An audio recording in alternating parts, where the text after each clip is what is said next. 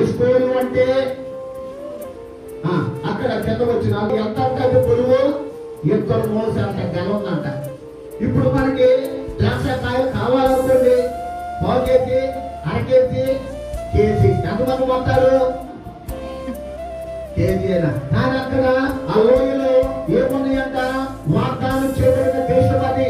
ఆ వాగ్దాన కానాను దేశంలో ఏముందట? అక్కడ ఒక ఫలాలు ఉన్నాయట.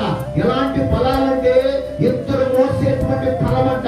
అది ఎలాంటిది అంటే ఎంతో అద్భుతమైనటువంటి ఫలములు ఉన్నాయి అక్కడ. దేవునికి స్తోత్రం.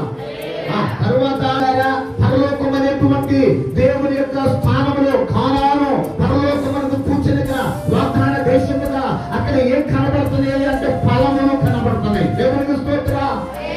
భూలోకములో మందిర అనుభవంలో కూడా, ఈ కుటుంబ అనుభవంలో కూడా ఫలములు కలిగిన వారే ఉండాలి. ఈ ఫలములు కలిగిన అక్కడ ఎన్ని రకాలు?